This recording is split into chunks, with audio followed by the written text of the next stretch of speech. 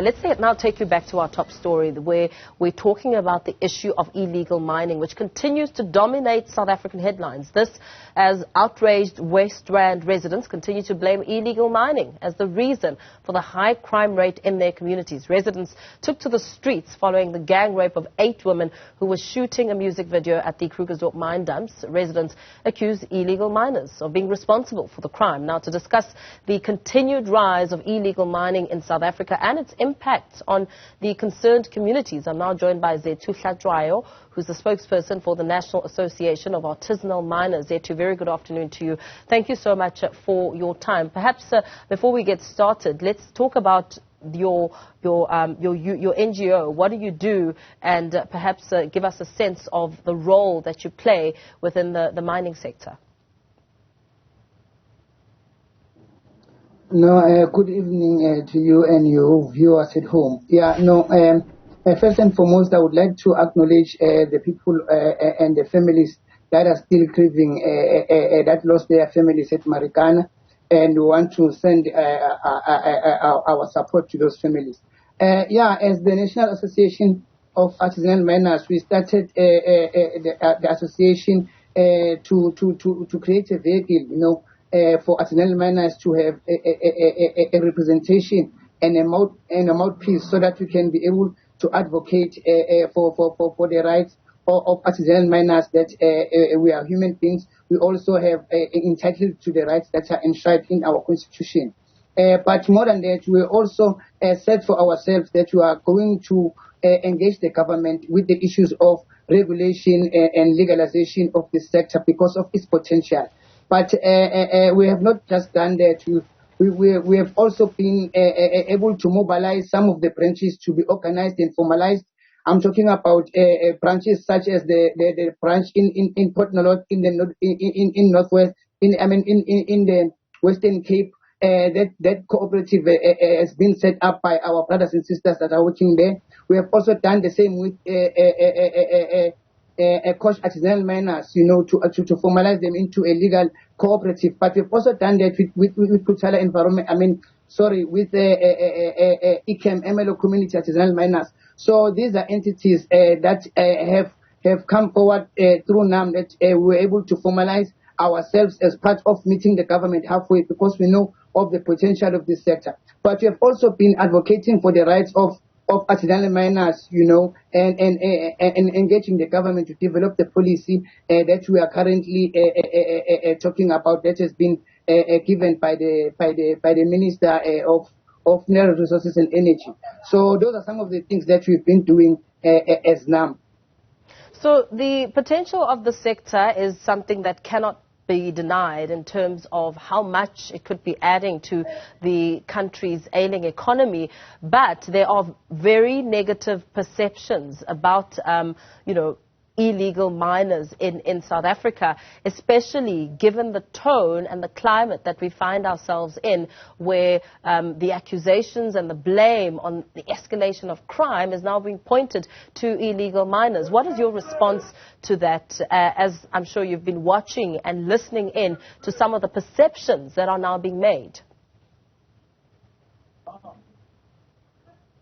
Yeah, I think we also condemn crime, and as NAM, crime is crime. That one we cannot allow. So we are happy with the way the government is also reacting in dealing with this matter, whether it be Minister Aaron Motsoaledi or Minister Peggy. But I'm very encouraged when I was hearing him speaking earlier on. It's just that about the issue of criminality and their response to that. So I think that one is for the government to deal with, but for the law enforcement agencies to deal with. But I also want to put it also to you and your viewers that we also have to blame the government for the slow pace when it comes to the regulating this sector, because this process, Batupile primary cooperative in Kimberley was given the permit in 2018, and none of permits were given ever since then.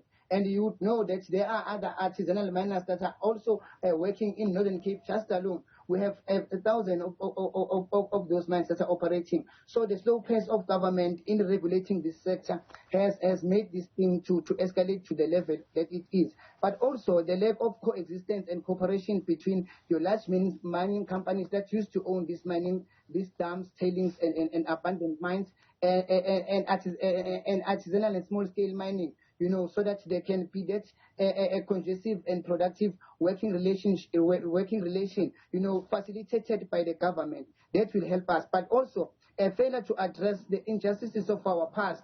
You would know that South Africa has come from a long history of apartheid and colonialism.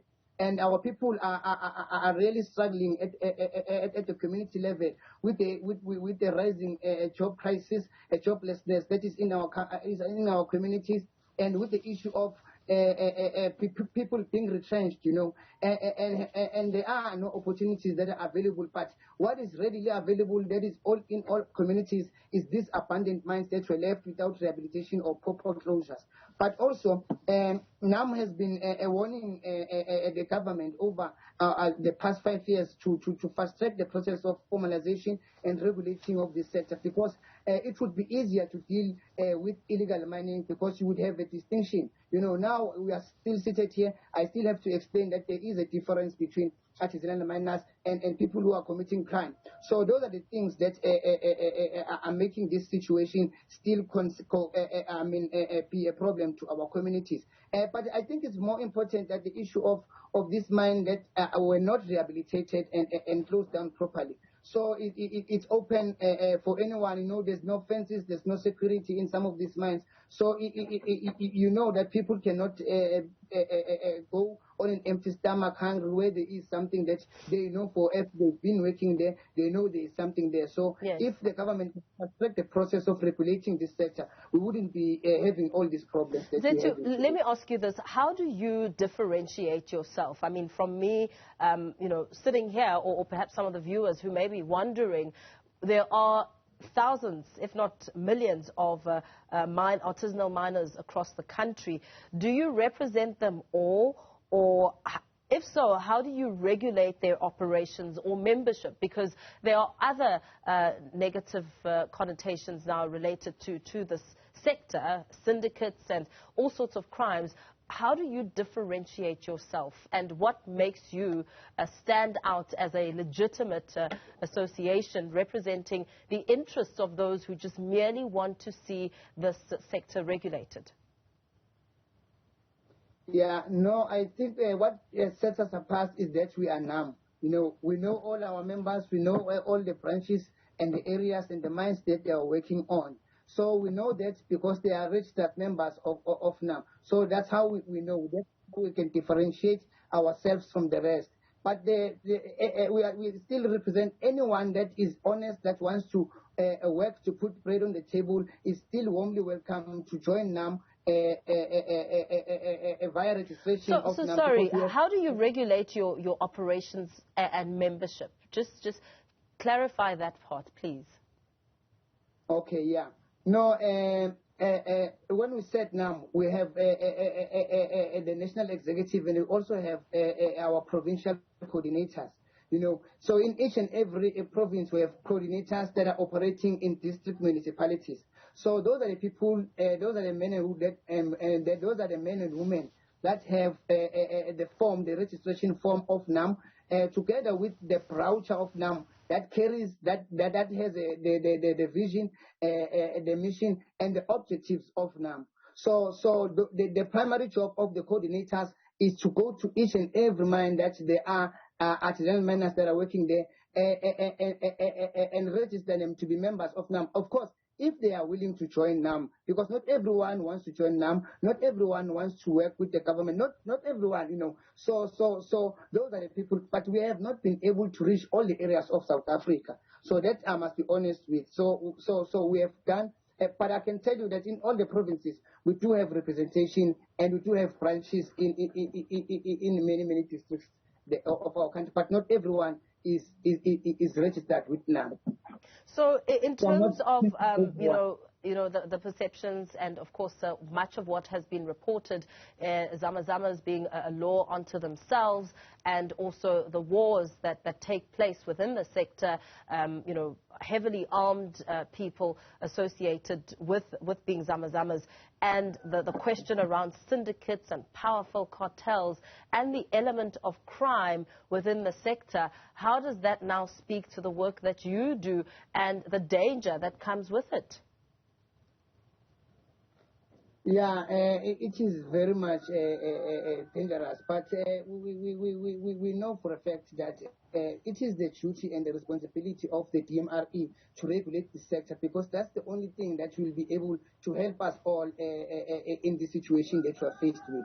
Because as I have said earlier on, that where there is no law, then everyone will become a law unto themselves. So that is why we are calling for the regulation of the sector, because once you regulate the sector, especially artisanal miners that are under NAM, we are engaging the government to prove and to show that we are those people that want to go and work with the government and be legitimate, and we are the legitimate people that are honest, wanting to work, to just to put bread on the table, but we are willing to comply with the laws of the country. That is why we were engaging the process of developing this policy to protect the interest of the artisanal miner that still wants to be regulated and work under the law of this country and contribute to themselves and their families and the communities that we live in. So that is the challenge that we are all faced with. But NAM is providing a solution. Thank you so much. Thanks for weighing in and giving us some perspective. Zethu Hlatshwayo, who is the spokesperson for the National Association of Artisanal Miners, giving us a different take.